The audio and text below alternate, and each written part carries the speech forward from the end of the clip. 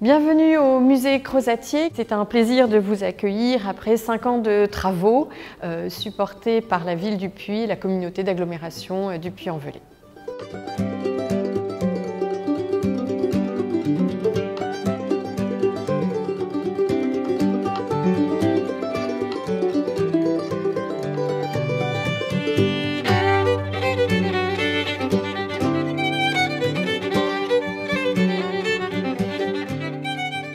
Donc le parcours s'ouvre sur la galerie historique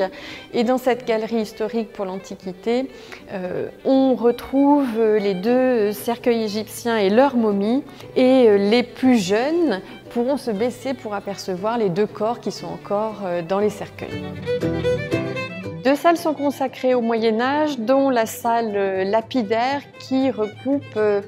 ici beaucoup de sculptures récupérées sur des monuments soit restaurés au XIXe siècle, soit disparus, beaucoup du Puy, et on retrouve beaucoup d'éléments déposés de la cathédrale, du cloître et de l'Hôtel-Dieu. Et outre les matériaux locaux qui ont été utilisés pour ces sculptures, on peut trouver des pièces plus exceptionnelles comme ce chapiteau double en marbre qui est un des chefs-d'œuvre de la collection.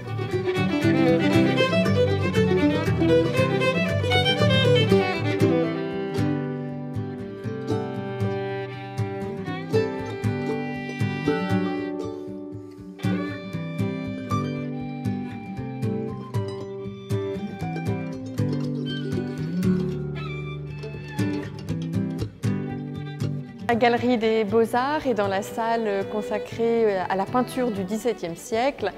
puisque la collection comporte des peintures italiennes, françaises et beaucoup nordiques, ce qui est un des points forts de la collection du musée.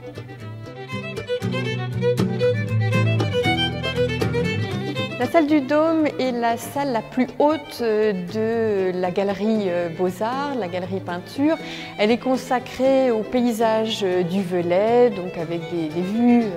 sur le Puy, Polignac, parce qu'elle répond, ces peintures qui sont accrochées au mur, à la très belle vue que l'on a sur la ville haute depuis cette baie vitrée. Et c'est sans doute la plus belle vue sur le Puy qu'il existe en ville. Et c'est aussi la salle dans laquelle sont présentées quelques œuvres de Charles Crozatier, qui a été le bienfaiteur du musée, qui est un fondeur d'art, qui a fait fortune et qui a légué une partie de cette fortune à sa mort à la ville du Puy pour agrandir le musée et donc l'orner de cette très belle façade qui est sur le jardin Henri Vinet.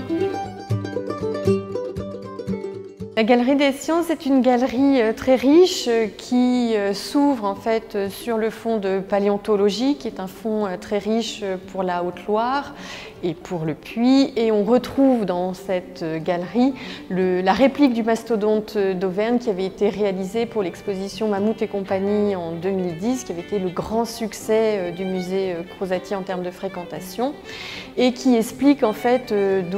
toutes ces découvertes d'animaux fossilisés. Dans la Galerie des Sciences, une partie est consacrée à la mécanique avec ces modèles réduits qui servaient à l'enseignement dans les écoles d'ingénieurs au XIXe siècle et qui explicitaient les grands principes de mécanique et de physique. Et évidemment, dans l'enseignement, ce qui était important, c'était de voir ces mécanismes en mouvement, et donc on a réfléchi à une présentation qui permettait de retrouver ce point important de ces mécanismes, avec donc la possibilité pour le visiteur de mettre en marche ces machines. Le parcours s'achève avec la Galerie du Velay, la présentation notamment des spécificités de ce bassin du Puy, et la dentelle évidemment compte parmi ces spécificités, avec dans cette vitrine vraiment les réalisations de la fin du XIXe siècle et du début du XXe siècle qui se caractérisent par l'introduction de la couleur dans la dentelle, et ce qui a permis un renouveau de la dentelle du Puy au début du XXe siècle avec des pièces exceptionnelles parfois présentées aux expositions universelles.